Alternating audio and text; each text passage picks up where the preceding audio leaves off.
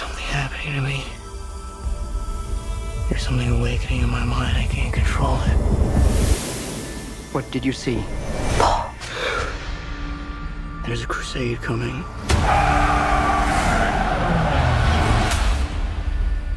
Do you often dream things that happen just as you dreamed them? Yes.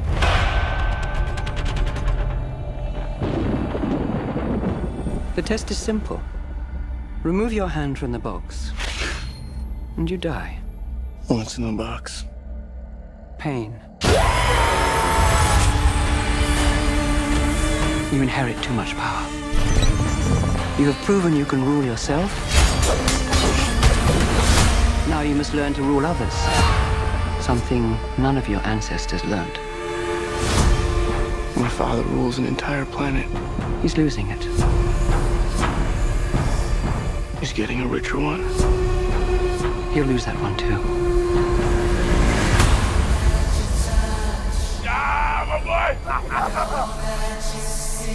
Arrakis is a death trap. I'll kill him. This is an extermination. They're picking my family off one by one. Let's fight like demons. An animal caught in a trap will gnaw off its own leg to escape. What will you do? I know you.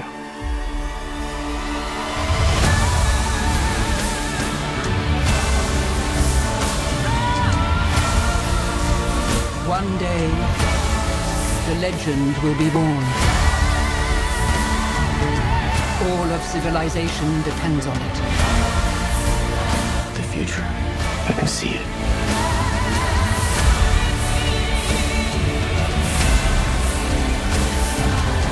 I must not fear.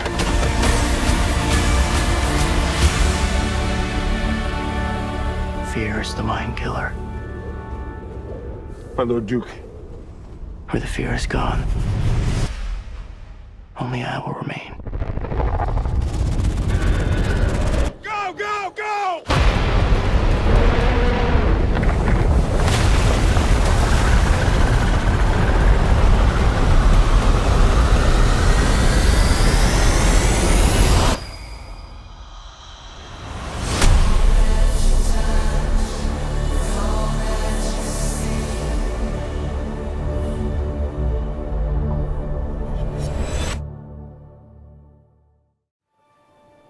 It's breathtaking. When you see sand here, imagine water. If you dive in, you can't reach the bottom. You dive in. Yes, it's called swimming. I don't believe you. In the shadows of Arrakis lie many secrets. But the darkest of them all may remain. The end of House Atreides. Your father didn't believe in revenge. What if Paul Atreides were still alive?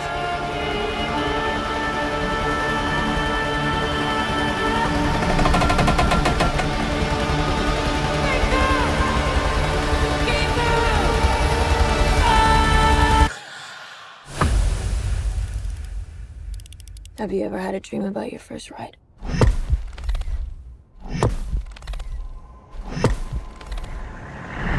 Don't try to impress anyone. You're brave, we all know that.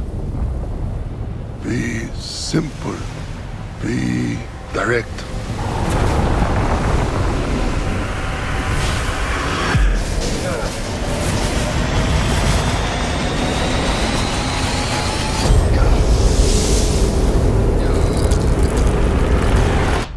Nothing fancy. I understand.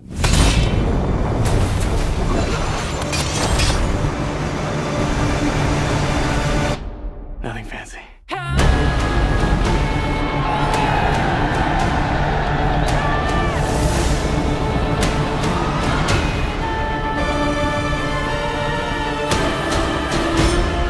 You will never lose me, Paul Atreides.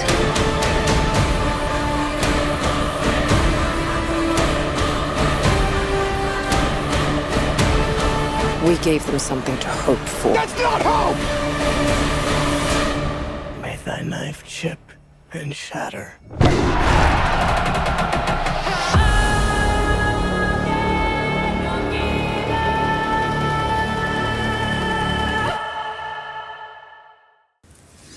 Welcome to another episode of The Faithful Critic. My name is Steve. I'm Duina. And I'm Ashley. Yeah, and we are going to be reviewing this is a masterpiece. Friends, and everyone who's listening, this is a special movie that is called Dune. A movie that is in 2 parts. Okay, maybe someone missed that. The movie is called Dune, not a masterpiece called Dune. The movie is called Dune. It's a wonderful show. I'm lost for words as to how to particularly begin, and I had it all in my head properly figured out. But yes, so I will walk you through the major plot points, what this film is about, or at least try to walk you through the major plot points.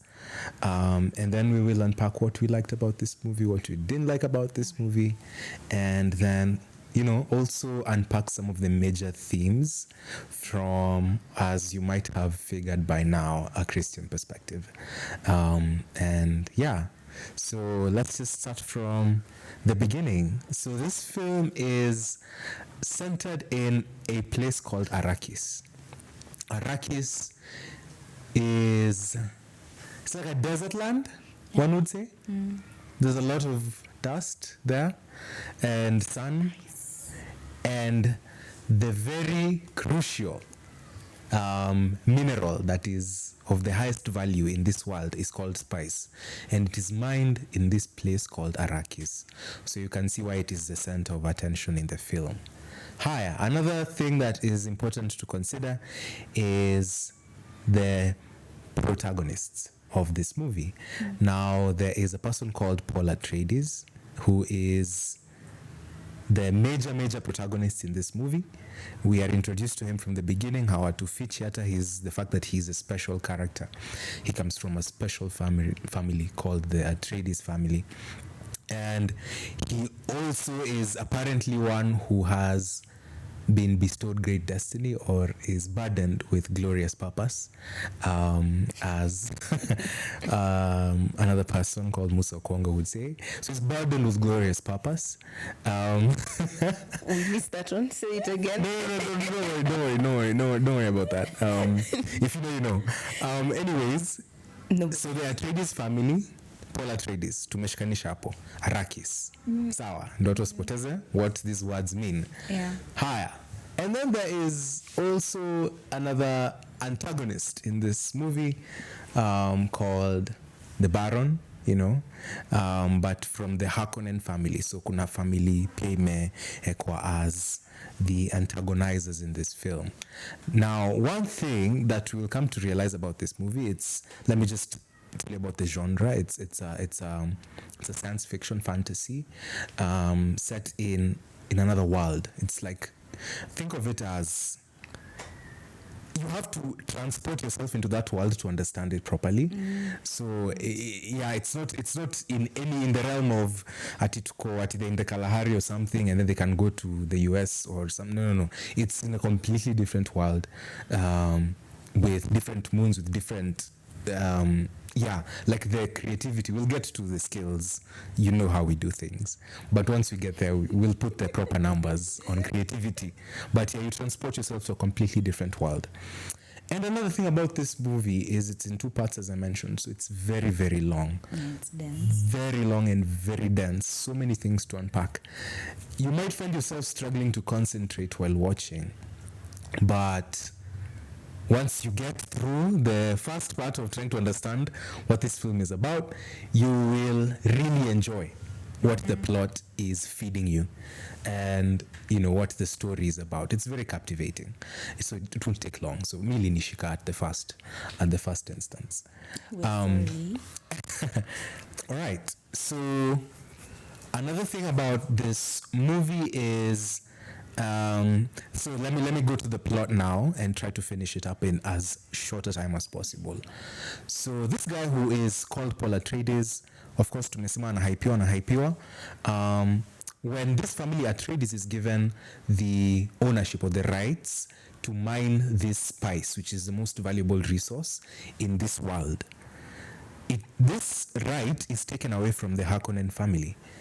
But it's done very strategically, such that your family, Nato Atreides family, is put at the center of attention. It becomes the center of envy. Yeah, From who own the spice? who owns the spice again? Beautiful lines again. But yeah, they become the center of envy, and the Harkonnen family, of course, will not take this lying down. So what happens? Typically, kama menyang'anywa right ya kufanya kitu, they'll just think about it as you own this land, there's oil there, and then someone comes or rather, you have the rights to mine that oil, and then someone else comes and the government assigns that person the right to. You won't necessarily feel so good about that, but that is how things go. So this Outwale Coco fix, they took it upon themselves to do that and bring peace on Arrakis. So we are hinted that kuna war inaendelea huko. Yes, of course, when there is such a precious mineral or such a precious thing being mined here or being extracted, then you expect that there will be anarchy. Kutakuwa na shida kidogo, kutakuwa na tashwishi. So there is a group of people who I did not mention at the beginning, but these people are called the Fremen people. Now these are people who have been raised, brought up in that desert region, very harsh, there's no water. Like, you will understand how valuable water is when you see this movie. They recycle the water in their bodies. Yeah, they've made those steel suits. Yeah. Where you basically sweat, pee, do whatever, like all the body fluids that your body removes. It is internally reprocessed. It's actually kind of disgusting when you think about it. It's very disgusting when you think about it. Don't think about it too hard. Yeah, and then it is reprocessed to the water that then is kind of just reabsorbed by their body. I don't know how to drink it. You can drink it. Yeah, you can drink it. You can drink it. Okay. Yes. So mucus, whatever. You drink it back. You're not allowed to cry, even in funerals. Yeah. Do you remember that? Even when she was you're allowed to cry. Because you're wasting water. That's how valuable water is. Now, these guys have been raised in those very harsh conditions, and they view anyone who comes to try and mine this spice as someone who's potentially bringing not good tidings, so hawatakuchukulia vizuri unless ujilete vizuri, which is what the Atreides family are all about. They're all about honor. They're all about being loyal, being true, all the things that are righteous, that you would consider righteous. And they're the complete opposite of the Harkonnen family, who are all about greed, all about power, all about brutality. Yes, brutality. And they do not know peace, right? And then when you find this Atreides household on Akuja, they want to even be diplomatic in how they handle the Fremen people. But this movie doesn't take long before the Atreides family is put in a fix, and they are all annihilated, right? By a conspiracy. And this conspiracy leads this center of our story, Paul Atreides, and his mother, who is also a very special character. We'll come to mention what she's about. But it leads them to exile, and they go to the desert. And remember, Paul is considered a messianic figure, or rather, he's a very special character.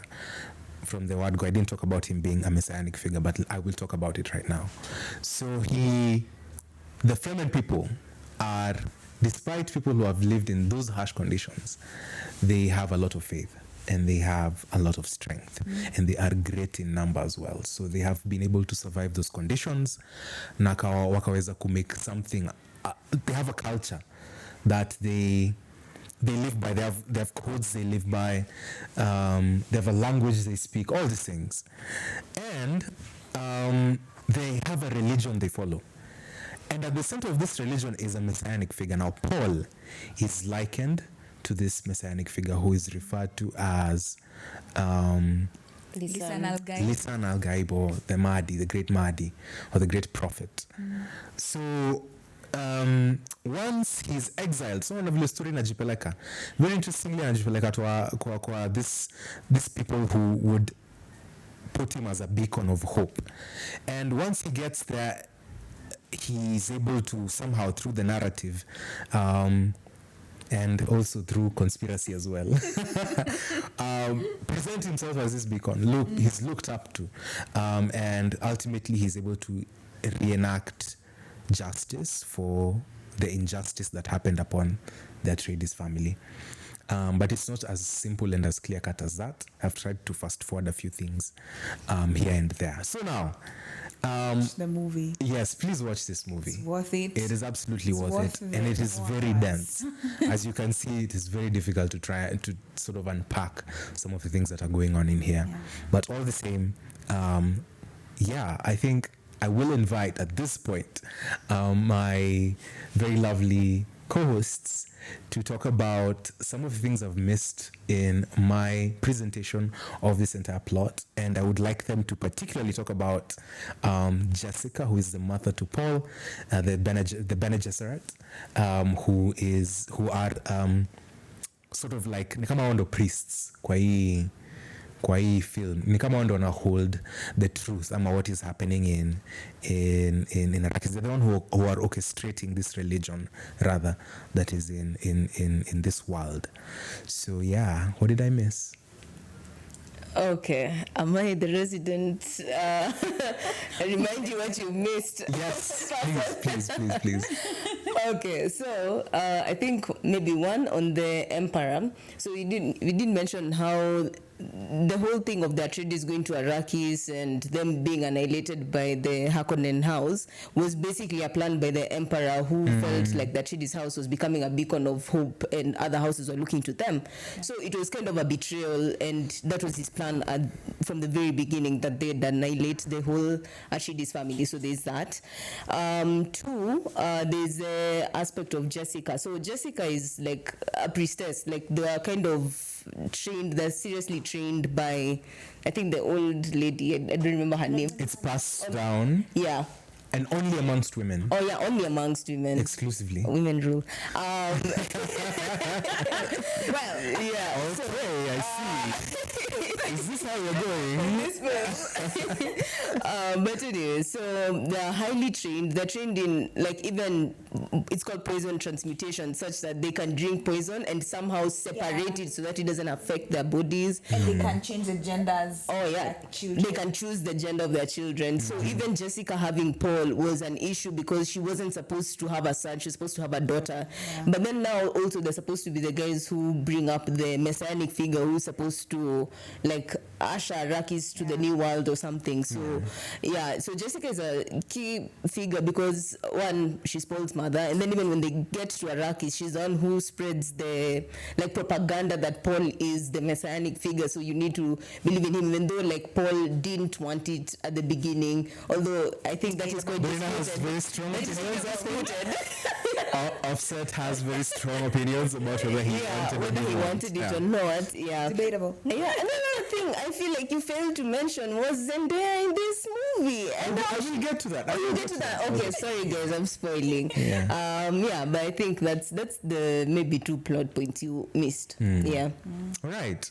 So very, very fast forwarded and mashed together. So watch the movie again. Yeah, and honestly, like you said, it's very long, very dense, but you barely feel the time passing by because it's so interesting, it's so captivating. You're the kind of person who likes fictional movies, fictional worlds, political drama. Yeah, and political drama was, and I think those ones, and also religious drama. So many religious undertones. Yeah. The fantasy, it transports you to an entirely different world. And the cinematography is amazing. Yeah. You will like float. It feels like you're floating when you're watching some of those scenes, when they show the ships, when they show the landscapes. Even there's this scene where Chani and and Paul Chani are is Zendaya's character. Yeah, are just sitting on the sand dunes and telling each other like sweet somethings, and it's gorgeous. Now you have mentioned Chani, we can talk about what happens when Paul and the mother, Jessica, who is again one of the priestesses, the Bene Gesserit, the one who has that, the ones who are kind of orchestrating this religion, or what is happening. So they are exiled after the house is annihilated, and somehow through narrative, these two are preserved. Go to the desert. They are found by the Fremen people, of course, because they go very deep into the desert. It's very dramatic, by the way, all those scenes and how things happen. You almost feel as though, will they survive this? So, yeah, in a sense. For plot reasons. For plot reasons. We know they'll survive. We know. But you're almost like, hey, but they have to survive, Until you're like, he pulls off something, okay, I see, he's the chosen one. Fine. But... So they are. So Paul and the mother get to meet the Fremen people. They meet a tribe, a sub-tribe, I think, and these people were led by a leader called Stilgar. And initially, when they were met, of course, you know how when you meet foreigners and you already think they're enemies, so that whole dynamic happens until they have to earn their trust. They become assimilated into the culture. So how Paul is assimilated is through this individual who's called Chani. Chani becomes a love interest to Paul, and he when the movie was starting, he always had visions. This boy had visions of things that he couldn't make sense of and things that would happen in the future. So already, and these things transpire as the film goes on. So he does meet Chani, and they do develop an affection for each other. Of course, she assimilates him quite well into the culture. He outrightly says he doesn't want to be seen as the Messiah. He says that. He says it. I know the mothers, and I know they had their own story and their own thing going on. Maybe he made it very believable, but he says that he didn't want to be seen as the Messiah. But his destiny was could only be avoided for so long. The Messiah say that he's not the Messiah. I see what you're doing. We shall get there. We will get there. So, so she is the love interest to Paul, and skilled fighters. Apparently, the Fremen are actually more skilled fighters than anyone else that you'll ever see around in especially when you meet them in their territory. When you go to fight them in the desert, chances are that you will not win because they are very skilled. There's this really cool scene when they're about to attack one when Paul is with the Fremen in Dune Part 2, they plan an attack to one of the things, those machines that are mining the spice. So there's this scene where they show how the attack is being done, and they kind of bury themselves in the sand. And even you, when you're watching, you're wondering what is happening, and then you just see people run from the sand, it's beautiful. So I don't even know how to describe it, like as well as how it is shown in the film. And they're good in combat. So it's very important to hold to the fact that the major thing that is keeping these Fremen people going is this faith that they hold to, that there will be a leader who will be brought about, who will bring paradise. Who will take them to the promise. I don't know. There's a way that you can think about it, but this person was a person who would revolutionize their way of life and who would take them to this exact representation of paradise that they believe would come. And Paul in his visions could only see death and destruction if he was to assume this role of being the Messiah. So again, this film is in 2 parts. It's supposed to be in 3. The third one is coming out this year. This year, next year. I think it must... is it this or next year? It could be this year. I have a feeling it is because we're in 2025. Yeah. The one came in last year. It's 26. Yeah, I think it's 26. It's 26? 26. All right. Yeah. It could be coming out. On the comments below. Yeah, please help us know when it's coming out. But we do know it's already being planned, and the story is going to end. Of course, it's sourced from a book. So, yeah, for those who've read, they might have a better way of explaining what's going on. That's being the case. I think that I'm actually curious if there's anyone who's read that book and is watching this video. Tell us if you have read that. I'm actually genuinely curious. Like, how did you find that? Yeah, tell us if you've read it. Yeah.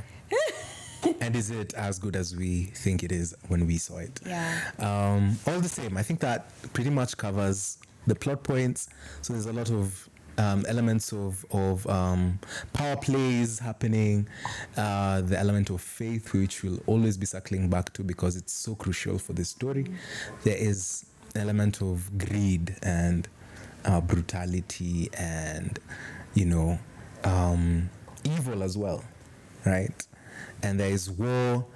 There's so much to unpack. There's, again, the messianic figure and the parallels that we can draw from that to how, how do we understand this from our own understanding of how the Messiah was presented in Scripture? And again, not to say that should help you understand the Messiah in Scripture, but there's parallels, of course. And yeah. So yeah, I think that pretty much covers it. So we can go to, if I have not left anything behind, because I'm pretty sure I have, but if I have not left anything behind, we can go straight to what we really liked about the movie. And we've already kind of mentioned what we liked, but yeah. Yeah, I don't think, I think what you left out, our viewers should go and actually watch the movie, so we won't spoil for them, but it's really good. I think it's just the ending scene where Paul somehow manages to win. Okay, the good guys always win, so yeah, he wins. Yeah.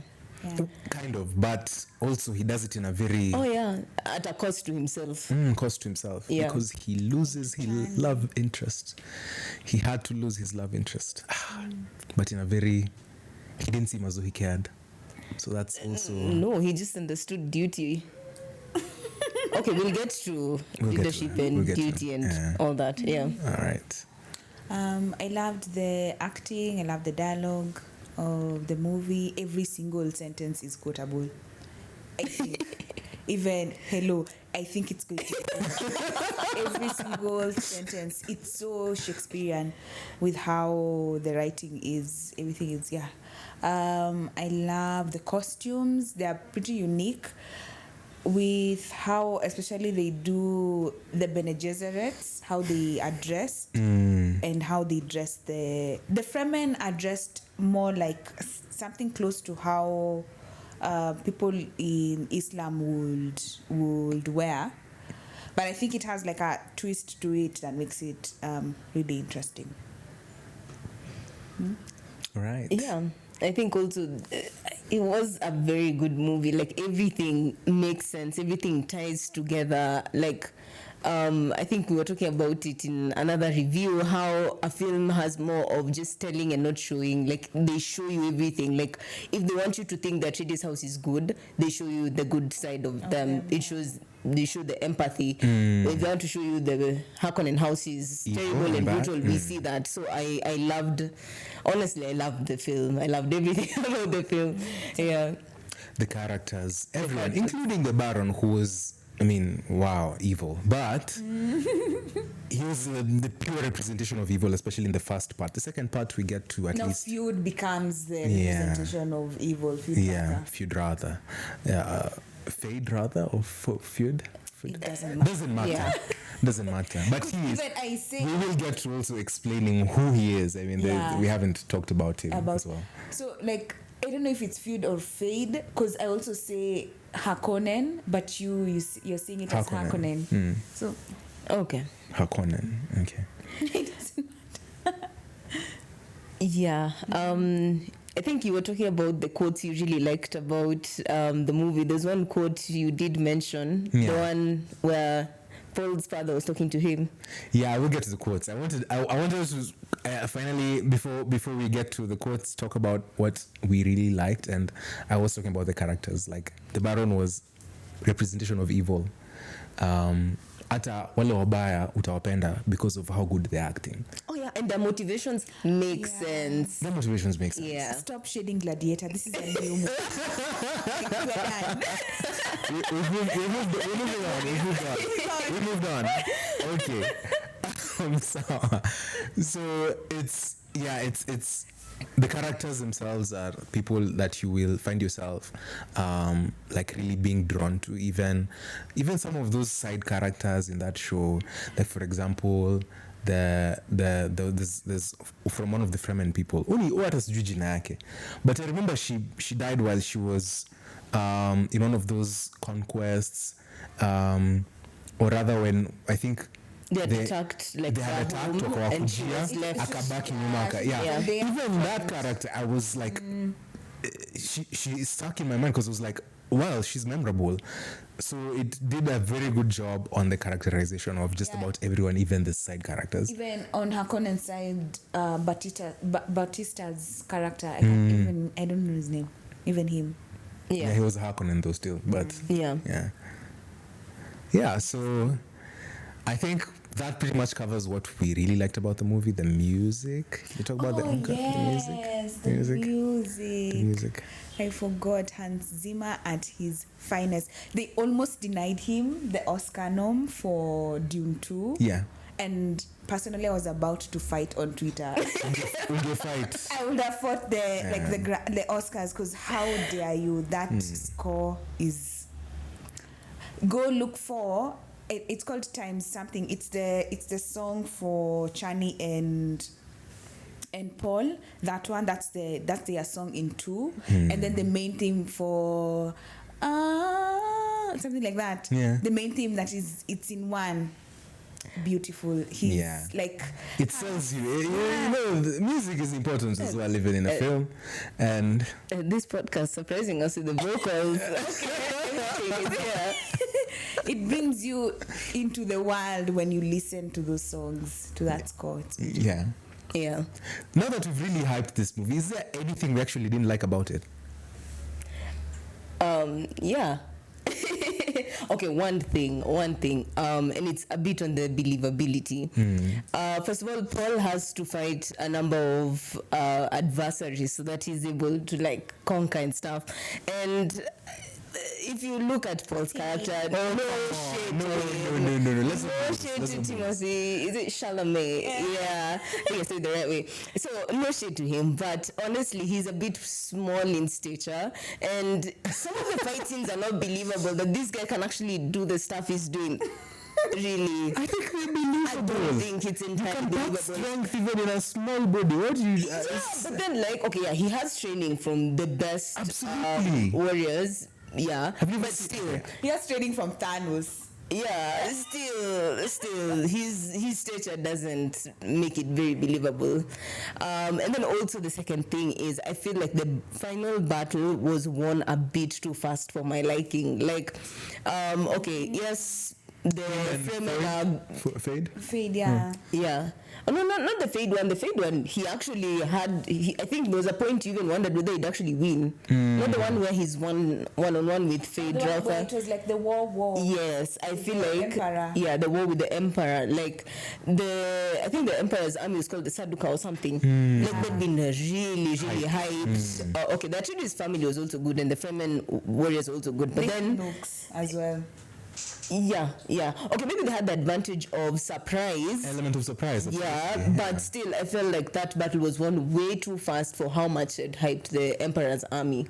Yeah. Okay, that's really good, but yeah. Also, another thing, this is not I didn't like about it, but I'm still wondering, how do the people get off the sandworms? Because they never show us how the people get off the sandworm. First of all, please tell us what a sandworm is. We missed that. Oh, we didn't say that. Okay, so in the desert in Arrakis, the sandworms are like huge, basically worms that move across the desert. They have like I don't know how the teeth look like. They're so funny. But then now they eat like whales They are drawn sand. yeah, to they're drawn sound to of rhythmic sound. Yeah. So even when you walk on the sand, yeah. a sandworm will listen to your footsteps and be perhaps attracted to be that. attracted to that and come and eat you up if you do not. Yeah, so that's why, like, even when they're mining the spice, there has to be like something like Doesn't feel like feet. A helicopter or something. Funny sound. It's suspended. yeah, so there's like something that has to keep, because every time they mine the spice, they have to make the rhythmic noise. So every time a sandworm will be attracted, and they have to kind of like airlift it out of there. So that's something that always happens. And also the Fremen have like a special way of walking so that they don't attract the sandworms. And now, because the Fremen have been living in the desert for so long, they've found a way to adapt and like live with the sandworms. So they use it for transportation from different places. And one of the things that Paul has to do is actually get on a sandworm and actually ride it and stuff. So yeah, the question was, since they use it for transportation, we always see them on the sandworms, but we don't see how They get the entire group, especially because it was so hard for Paul to get on the sandworm. So how do they get everyone on the sandworm, and how do they get off? Like, Dune creators, if you're watching this, please explain to us. We don't understand. Who knows? No one. Yeah. But you know what? No one cares because it's epic and it's very. Yeah, when you think about it a bit too much, it's when you. Yeah. And these are nitpicks because it's like at the point of every single other aspect of the movie has such a nice flow. Yeah. Where it's just because there's no beneficial actual reason. Oh yeah, why we need to know. Why we need to know How they Even get when off. we know it doesn't Yeah. propel the plot in any significant way. Yeah. So they're just nitpicks. If I will say there's something I didn't like, Duke Leto Atreides died. Oh yeah. But I could tell he was going to die. We could tell. But you know, you had already been drawn to his character. I feel as though maybe he could have stayed alive for a bit longer. I don't know, maybe. Yes, but he was a really cool guy, very nice guy, He was a chill. and he was a chill guy, very chill guy. This episode feels so chill, I think, because you're leading it. Or was it because the other one was combative because of it was a movie you guys didn't like? Perhaps. Maybe more exciting. Who knows? Yeah. I think we also really liked Dune. Yeah, we really like. We all like unanimously. It was. I honestly We'll get to don't the have- scale after. We'll get to the scale after. Yeah. I think right now I don't have Anything that you didn't like? Yeah, I don't have notes for like or any bit that I didn't like. I don't think so. I just say I guess I'd caution. I think the movies will not be for everyone per se. Some people That's true. find it boring. Yeah, because of how long it is. Please don't judge. Please don't people. find it boring. Don't judge the people who find it boring. Ashley, come on. I can see you judging me. It's okay because everyone has different tastes and Everyone every has single different movie tastes, is catered to different people. Yeah. We were the target audience for this movie. When they're rating the ratings that Steve likes it. Rena likes it. Specifically, this podcast to approve of it. But yeah, no, I think that would be just that barrier of entry would be my only concern because I wish the story could. But even the story itself the book itself is also just not as accessible. So a comparison can be made to Star Wars because Star Wars has a similar-ish storyline of a chosen savior who comes to like help a certain like group of people, but it's very accessible. Yeah, it's very accessible. Anyone can watch. I think anyone can watch Star Wars and like understand what the plot is or what is happening and everything else. But this one, it's a consequence of how the filmmaker chose to do the film in such an expansive way. But yeah, to each their own. Right, so I think we can now go to the quotes. And this movie again had some beautiful lines, beautifully landing lines. Not just as na land tu nasikia, amesema kitu ya maana, kitu heavy. And we'll kind of talk about some of them. And I think this would be a point where we'll talk about whether we agree with that statement, or what do you think about that statement, whether we agree with it, whether we disagree with it. And yeah, you can also kind of tell us in the comment section what you think about that quote. So first quote. Now this is referencing The Duke Leto Atreides, when he was talking to his son Paul Atreides about his future, his destiny to become the head of the household of the House Atreides. It's very cinematic. Wanatembea kwa gravestones za watu wenye wamepass kwa hiyo household. They are just before they moved to Arrakis when they were given that assignment. So they talk. Of course, Paul is kind of expressing his reservations about wanting to be a leader. And then the father says this, and I quote, "A great man doesn't seek to lead, he is called to it." And he answers. And yeah, so first of all, let's cut it there first. It does continue.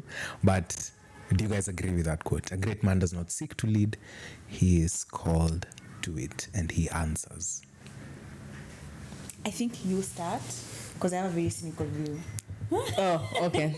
Yeah, I think I agree with it. I'm not going to be cynical about. Yeah, it's true. I mean, when you look at the people who should, even in real life, who actually should be leaders, it shouldn't be the person who is so power hungry. It should be the person who feels deeply that they care about people and they're driven to like leadership because of that, because of their care for people, not because they're looking for it.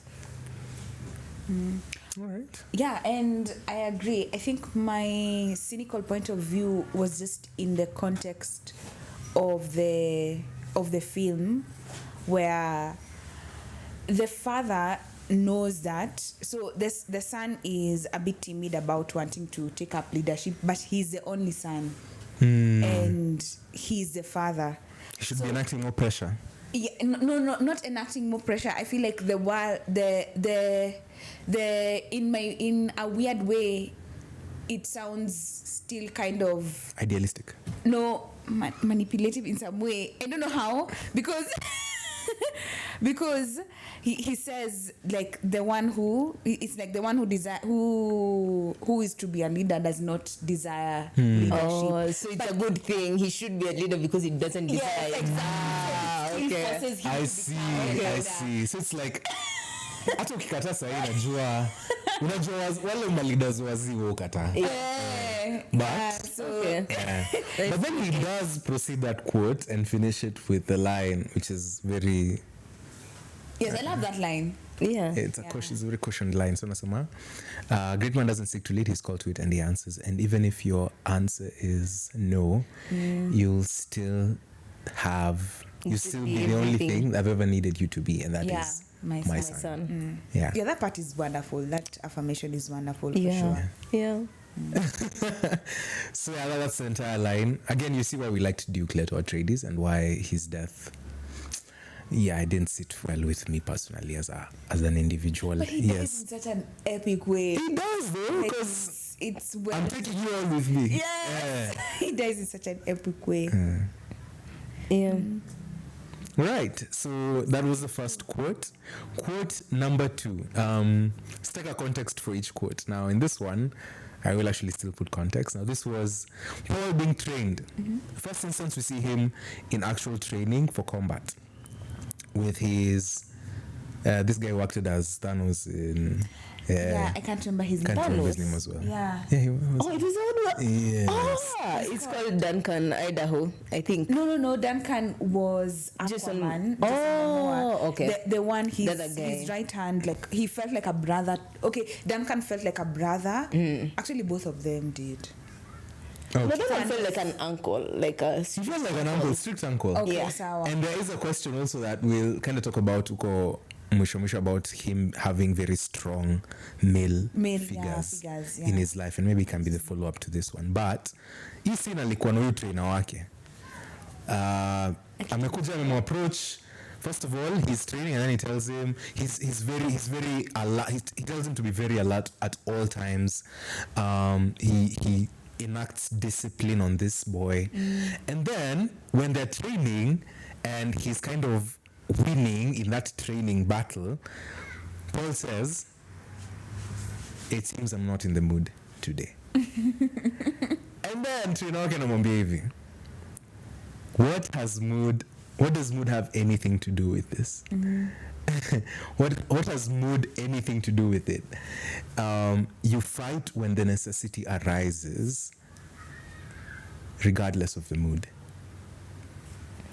So what do you think about that quote? I like it. I think it's very inspiring.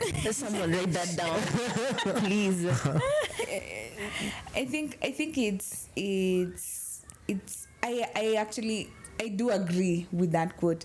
I think because it's fighting, that is what is making me a bit iffy about it. But if I remove it from fighting and then you just put it in every other world context where you have to just show up either for your family or for your friends or for people, you have to show up whether your mood, especially if it is just your mood and not anything else that is restraining you. Need to sabuhujiski. You have to show up. So your mood has nothing to do with it. And sometimes, okay, from my experience, if I'm supposed to show up with or for something and then I feel like I don't want to do it, some of the time if I just like power through it and do it, I realize, oh wait, before nothing. Yeah. So when you think about it from that aspect of what responsibility we have is the word. Yes, thank you. So if I'm responsible for this thing, despite what mood I'm in, I just have to bring my level best. I have just to do the best I can. When you said that, I've remembered parents and how parents who show up just show up whether they feel like it or not. They just show up. Yeah, I think, okay, when I think about that quote, I kind of think of something we're supposed to review in the future, so spoiler alert. But there's a piece of media we review where it kind of speaks about like prayer or even reading your Bible. Like sometimes you don't feel like you're in the mood to do so, but then that is when you should do. Or even when, let's say, you're in a low moment in life and that's when you don't want to pray. Like God is even most pleased when you're praying or you're being obedient, even in that moment when you don't feel like it, like when you feel like maybe God is far away because of whatever. So whatever the mood is or whatever the circumstance is, like you have to keep moving on. Yeah, so I really like that quote. It's very, very good. I think we are kind of agreeing on all the quotes. I don't know whether you'll agree on the third one, because it's the third and final quote that I've picked out. Now, this was the Emperor when Paul had... I thought you were setting the context for all of them. Okay, fine. I'm setting the context for all of them. I've gone against my word, I'm sorry. Haya, Paul, when he has... amejitokeza kama the Messiah, and he has been seen as this beacon, na lead this army of Fremen people into battle against the Emperor and his army of the Saduka. And he goes and fights against them, right? And he overpowers them with their might.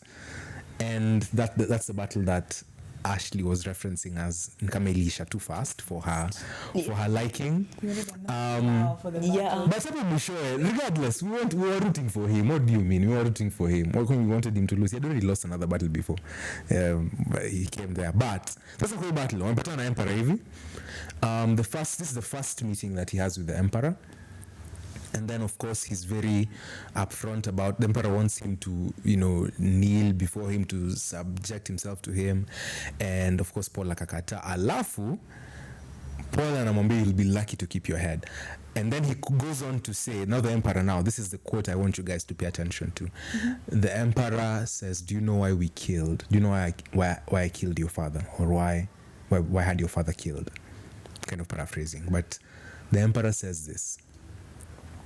Because he was a man who believed in the rules of the heart, and the heart was never meant to rule. And you know what he says that? After that, he says, in short, your father was a weak man. Lazima to digest.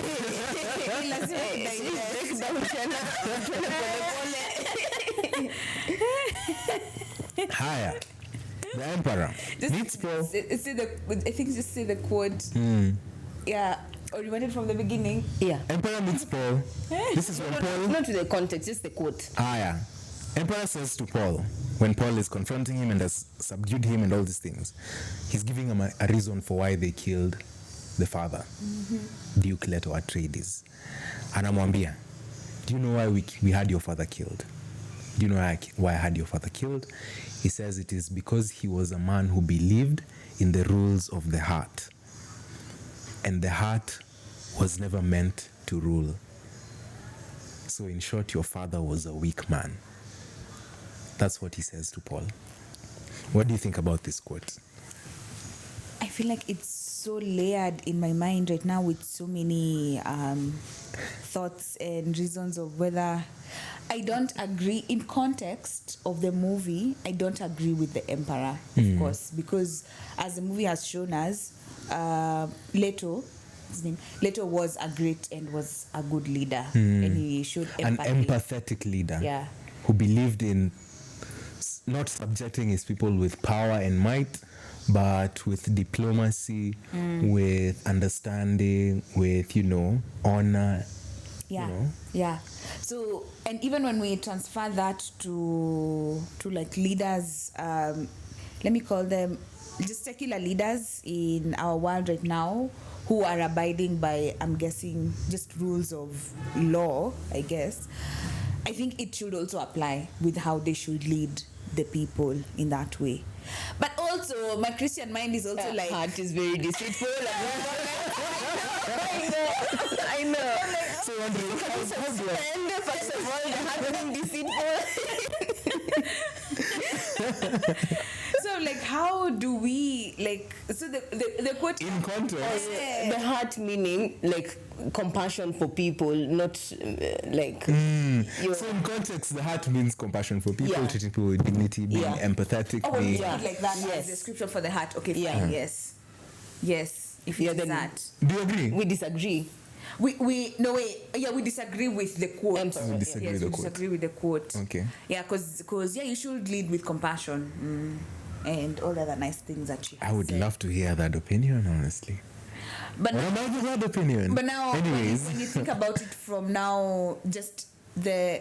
Or you think you just taking it from the heart is deceitful period? No, I'm not taking it from there. I'm taking it from that understanding of, like, showing compassion is not the best way to rule, or being empathetic is not necessarily what is meant. Because I think whenever we conceptualize power, it's not that idealistic. It is filthy. It is... there are a lot of conspiracies. There's a lot of greed. There is a lot of... So... all the people you find kind of succeeding in power or like having longevity kwa power, wanakwanga people who really kind of discard some of those empathetic, compassion, being kind, all these things. Now, do you think you agree with that unpacking of... It's the reality of the day. But it shouldn't be right. It shouldn't be right. Wait, but your point is the compassion makes you weak. Does it? I think it depends on your definition of weak. Compassion didn't make Christ weak. It didn't. Absolutely did not. And he was very compassionate. He was. Shouldn't. For every potential leader who is listening to this, if there is a lesson we can unpack on leadership, especially from that quote, it is the world expects you to be that kind of a leader who is not empathetic, compassionate, because apparently you will not be able to lead well, or rather you will not be considered as someone who can lead people. You have to be able to show power, to be very manipulative, to be very greedy in a sense and selfish and all these things. And that's basically what people think of as, that's leadership. So that's what the world depicts leadership as. But Christ did embody these traits of kindness, compassion, empathy, love, and he is the greatest leader we know. So, yeah. So, where are you getting your leadership lessons from? Don't get them from the Emperor in Dune. Yes. Yeah. I feel like you even concluded the podcast. We're still reviewing the movie and you've concluded. All right. I mean that brings us to the end of that section where we were kind of unpacking some of the quotes. Now I'd like us to sort of talk about there's a trope here on religion. There's a theme on religion that is very important in this film. Now, one of the lines mentioned, it's not a quote that we'll unpack, but the emperor's daughter, when she was kind of writing in her journals, considered that people could not survive in those harsh conditions in Arrakis if they did not have a faith. This faith that we see depicted in this film, is it man-made or is it an actual faith that stands the test of time? We haven't finished the film to be able to ascertain whether it is. But there is a question of religion hapa as being something that's being used to manipulate the Fremen people into, doing things, right? So, yeah, I don't know what you guys think about that whole idea or that whole trope. So for me, from what the Bene Gesserit say in the film, and then now I'll tie it back to how the kind of commentary the film wanted to make on our religion right now. So in the film, it is claimed that it is the Bene Gesserit who planted different those people, seeds. Planted those seeds, planted that is going to be a Messiah, he's going to lead you to paradise, he needs to do this. They planted that seed because and it's something that I guess people who study religion as a concept would say that people in very hardship areas survive. Like religion is is a opioid of the masses. Yeah. There's a quote like that. Yeah, because it provides that hope, that point of salvation or that point to look up to despite your circumstance at that point. Yeah. So the Bene Gesserit did that to ensure that the people in the south of Arrakis are able to survive, and they are fundamentals in that way. But now, in the context of the film, I believe it is manufactured. And that is the commentary that especially the writer of the book wanted to make on Christianity, because with how he was viewing Christianity had been spread, especially to Africa and some parts of the Arab world, it was as a form of the white man, let me just say it like that. The white man went and told these people this bunch of nonsense. Cooked up a story. Yeah, so that was believed we by have many. an opportunity to come and grab their land, grab their resources, which is more or less the seeds that were planted in what happened with Arrakis and their spies. So that's the commentary he was trying to make with the real world depiction of religion. Oh, sorry. Can we add a disclaimer that is this an opinion? No. Did he say that this is? Oh, this is like people reading into his. Oh, okay, okay. Yeah, and he was anti-religion. Okay. Then okay. Yeah. He was, and so that's the commentary that he wanted to make. But as a Christian, I'd like to rebuttal, which is actually interestingly something that our pastor said today, that Christianity isn't technically a white man's religion. It is Arabic because it started with the Jews, but that's neither here nor there. But it may have been a tool that the colonialists may have used to take over the Arab land and their oil and Africans and our resources, because they came and shamed the people who are there against the African traditional practices to worship this god. But from me knowing of God and the work that he has done, it does not justify the actions that they did, but I am glad for my salvation. It's like a weird middle point where it's very like it's very frustrating when you think about the work, the amount of resources the colonialists took from the country, how much pain was caused, and how much Christianity plays a part in that pain. And when it was coming to Africa, because they did use it as a form of oppression and as a form of manipulation. There is that, and that will always exist. And then there's also who Christ is, and the relationship that I have with Christ and how he has saved me. And it does not justify the means, but I am grateful that I get to know Christ. But it does not justify the means, yeah. I see. It's a weird balance. You've really touched on so many things in that car. Okay. Yeah, so many things, like from what the film is meant to depict to what you personally think, and how kind of you do not agree with the whole anti-religion like idea. In as much as we're consuming the film, we love the film, absolutely. But with that idea in mind, it's very important to know that atakamina present when kama this is a blind faith and it's orchestrated by man, we know it differently from a personal point of view. I don't know whether you have anything to... Honestly, there's nothing to add there. Yeah, I agree entirely. But okay, maybe just to question or just to see where we're at. So is the statement actually false that in a way religion gives us hope, and like maybe even the guys who are going through serious hardships are the ones who are more likely to cling on to religion? Is that true or false? I think it is true for sure, in a sense, because they will be drawn to hope more because they are longing for a better future. So when you're stuck in hardship, for sure, in that context, what you want to do is get out of hardship. You don't want to remain in hardship. And so if there is something that makes you long for a day when you will no longer have to experience suffering, pain, tears, death, all these things, then you will long for that, right?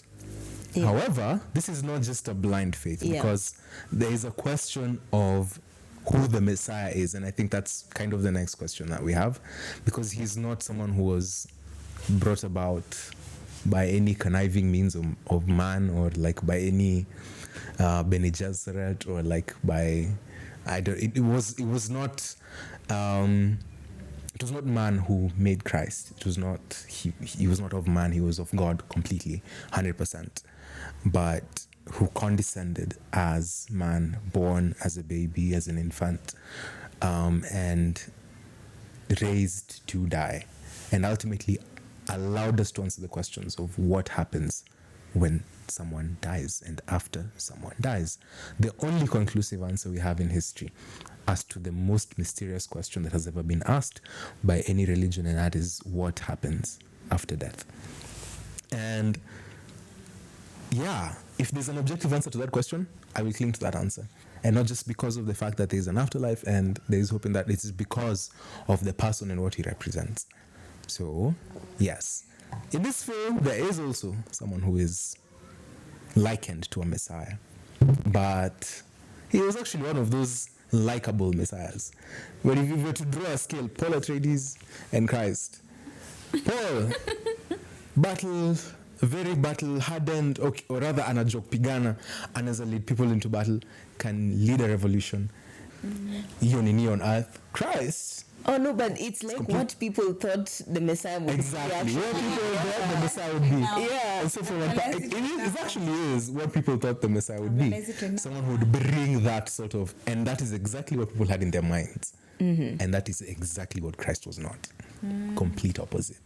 He wasn't someone who would be considered a political leader, or someone who would lead people in insurrection against Rome. He is not that person. He basically was asked about like paying taxes to Caesar, and he said, give to Caesar what belongs to Caesar, and given to God what belongs to God. So I don't know, like Christ was complete opposite of what the people thought he would be. Agree, but okay, maybe it's a point where I'm nitpicking. But then, is it that people thought that the enemy was going to be Rome, according to Christ, but then the enemy was bigger than Rome. It was sin. It was against the damnation that was inevitable for us. So it's like, yes, he's like a leader, but not in the way that people expected he'd be a leader. He would fight battle, but not Rome. He'd be fighting the devils. He wasn't a political leader. He wasn't. Okay, okay, yeah. Fair enough. Fair. Yeah. So yes, like when you draw those parallels and make the comparison, like you chat up on hizo attributes, you're like, and you think about what those people who had read the texts thought the Messiah would be, then riding a horse gallantly, with riding his a army. sandworm in this one. Exactly, riding a sandworm in this one. A grandfather ones are the biggest ones. That was the biggest sandworm that he could find in that, or call rather, in that particular instance. Yeah, and ultimately lead people into battle. But to what end? Peace on earth? Water? Ultimately, I don't know I don't know, because I think we'll see it towards the end, and I think this is why it's important to watch the film, watch the movie, but absolutely look forward to finishing that story so that we know how it ends. All the same, we do know what Christ was saving us from. Yeah. I think in 3 we'll get to know what the paradise that they are expecting looks like now, because it's called Dune Messiah. Yeah, they will get to know what that paradise looks like. Yeah, and for Paul, which is now my thought about him being, but you've kind of explained it in a way, because you are wondering in the movie, is he actually the promised Messiah, or did he like orchestrate things to come together and make him look like he was the Messiah? Was he the actual one? Hey, good question. And which now is also now the thing that some people also question Christians for, because did Christ just conveniently fit all those boxes, or was he? I think you'd have to answer the question as to whether Christ was crucified upon a cross and whether he rose again on the 3rd day. Yeah, because that one you can't fake. Well, people claim that he faked. People do, but I don't think you can. You'd have to examine that. That is the most important. That's the heart of Christianity, the death and resurrection of Christ. Yeah. So the question was, do you think like Paul was the actual Messiah, or did he orchestrate, like did him and his mother like plan every single thing to make him become the Messiah, the messianic figure rather? Okay.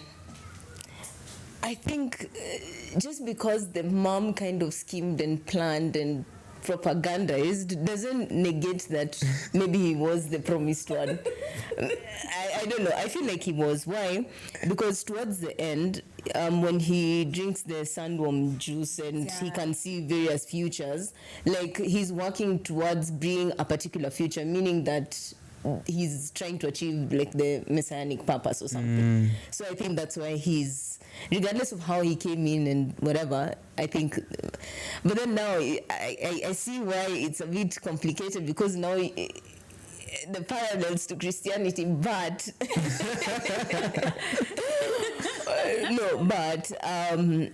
it's different in the sense that, for instance, someone would say, but it's the same thing in the Bible, the prophets and all, but then the Bible is inspired by God, who knew everything before it even unfolded. So even as he writes and prophesies about Christ, that's true, that's real. This is a movie.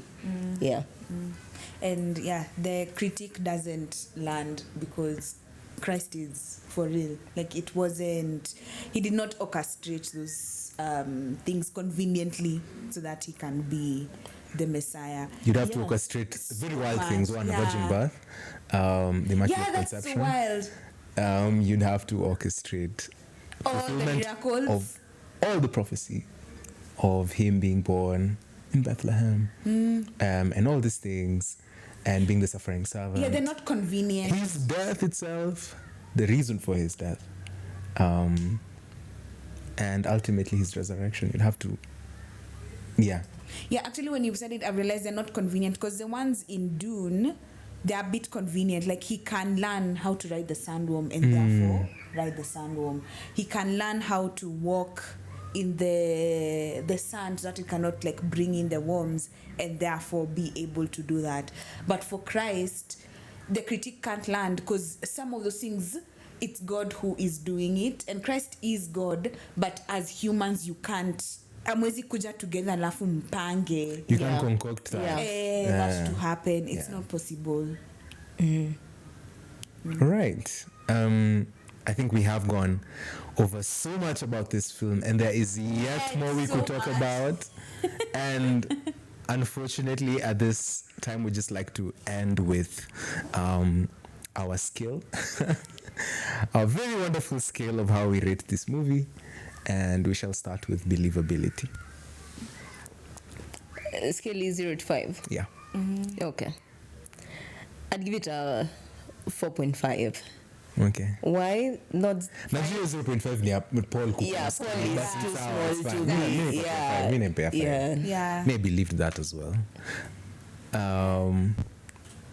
Even me, like I feel 4.5 as well, but I think there was something else aside from Paul. Yeah, I did not.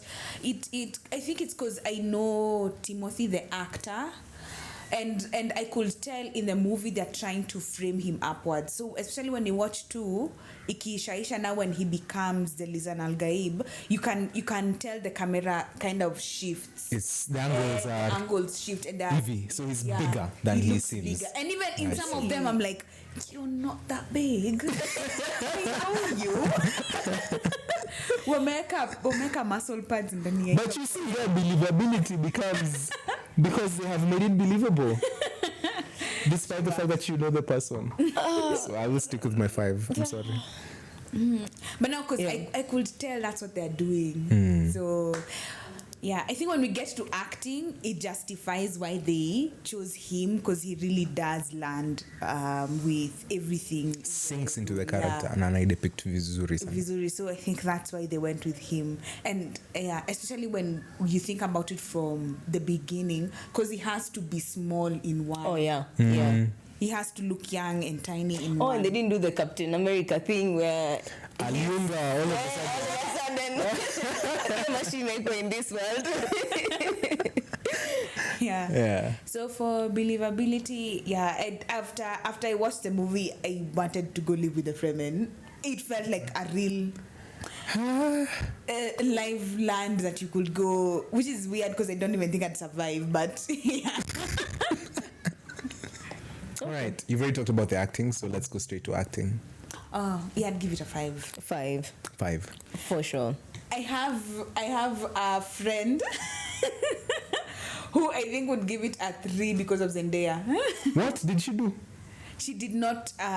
She like, it was half and half for her, where she would believe Zendaya, but at times she would feel like she's a bit too forceful with her expressions, so it will. Yeah. Oh, I see. I do not see. I do not see. More critical. She's more critical. Yes. If she's watching, we'd love to know whether it's a 3. Please tell us in the comments. Doreen's friend, tell us in the comments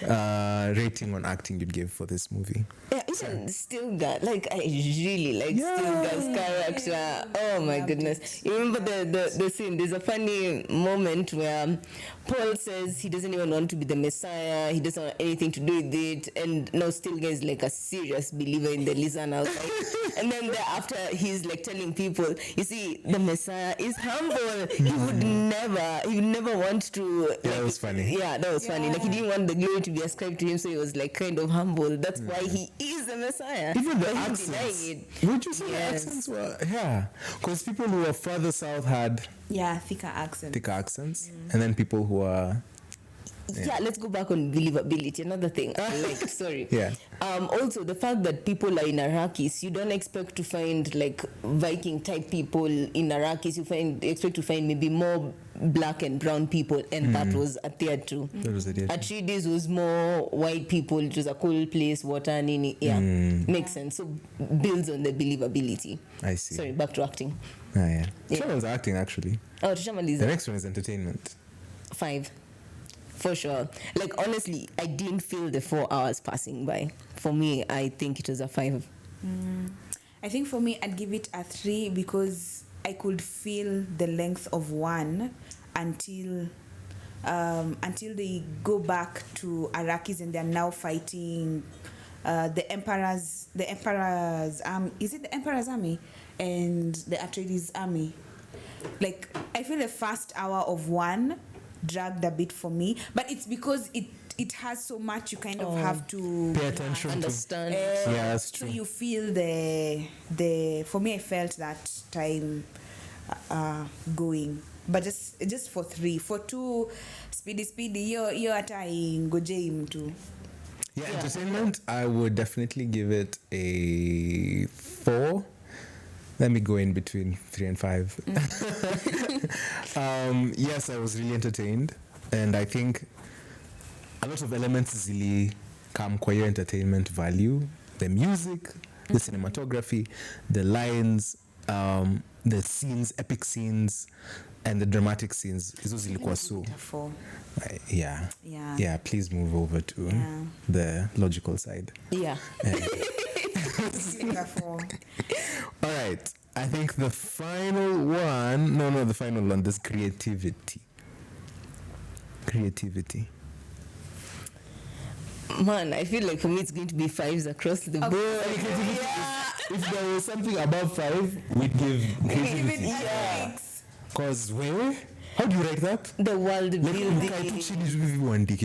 My goodness. Yeah, the world building, like the different houses, their characteristics. It's so creative. How Arrakis is, the Sandworms, the characters, everything about the suits. Yeah, the suits. They have to wear. Yeah. It actually looks futuristic. Yeah. This spice thing, which is mysterious. Do you know actually what that spice production was for? Oh yeah, it's apparently used to help navigate across the galaxy. Yeah, I see. So it's like oil in a sense. Yes. It is. Right. How it does that, we have no idea. But but it helps. Yeah. It's necessary and it for also that. helps in enlightenment, because like those people, there are people who like smoke it or sniff it. It was in like their food. Oh yes. Yeah, it was even in their food as well. All right. And then there is recommendability. Oh, 5. No doubt. Go watch it. Yeah, it's one of the hills that actually die on. Recommend. We have already recommended it enough. If you do not know, okay, please, it's 5 for everyone. Yeah, and I'm slightly scared because I feel like we've really so will 3 live up to the hype? Remains to be seen. I think if you love, this is the note I'd say. If you love slow burns, if you love a movie that builds from a very slow pace to a very epic high, you will love it. But if you want like high octane from the beginning, maybe not for you. It's not going to be. And also, if you love like movies that are very talky, it's not too talky, but there are lengths. But you don't want to miss out on what they're saying. Yes. I didn't feel like it was talky at all. It's not too talky actually. It's not too talky because that's why I think it's not too talky because. Wait, do people know what talky is? Okay, then I'm the one who doesn't know what talky is. No. Like what do you mean? Wanaongea sana ama waongei sana. Okay. Aina dialogue more actually, come to think of it. It's vibes a lot because it expands. It's just like landscapes upon landscapes upon landscapes, and then 5 people talking for like 5 minutes. And then landscapes and landscapes and landscapes. Yeah. And sound but to your point, I do feel as though Dune 2 is where you understand a lot of things in Dune 1. Yes. Yeah, now things make sense in the second one. That's true. Yeah. And then when they make sense, you're like, whoa, so happy. Yeah. The final 2 ratings that we give are Learning and The Christian. So, I think we have to go negative. I didn't know that was the intention of like the writer of Dune. Oh, for critique. Yeah. So I didn't think it was going to be a critique of Christianity. So I think maybe for that we might have to scale our rating. Now we understand the motives. Yeah, we didn't know.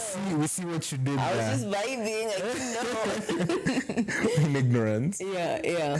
So it was still an interesting critique, I guess, but I think Christian scale, I guess we're going on the negative side, and then on the Christianity scale, okay, because no, it's like you're kind of countering what the message of the film is trying to say. And then I guess on the learning, there's a lot to be learned about like duty, responsibility, leadership. I think we can give it like a 4-3. Which is ironic because unless I'm the one who has red rose-colored glasses, but I don't think so because those are Christian teachings. Oh yeah. So like, why Here's the thing. purport like ethics that are based on Christianity, and then in the end be like, yeah, but Christianity is not real. What's the point? I see. So what you're trying to do is because by evidence of the fact that we have already unpacked some very interesting themes, and those have drawn us to, okay, so this is how we understand scripture as well. So in a sense, that has beaten the purpose because it has already taken us all the way to faith again, and to examine our faith. So you're trying to tell us not to believe, and we're like, okay, this is kind of taking us to why we actually believe. Yeah. Because ours isn't construed by man. Yeah, that's true. That's nice. That's nice. So for me, on the Christianity scale, same, like it's on the negatives, but I appreciate critiques of the religion because it now is able to show you some things that you may have an oversight on when you're thinking about why you believe what you believe. So I'll just give it like a negative 1, just because it forces you to ask yourself those questions where, okay, fine, if this is what they think, if they ask me, how can I then justify my faith with their line of thinking? So for me, that's also how, I guess, on the learning scale. On the learning scale, there's so much. So many lessons to learn. So many on leadership, on power, corruption, greed, evil, masculinity. We haven't even talked about touch on that. This guy had alikuwa father figures.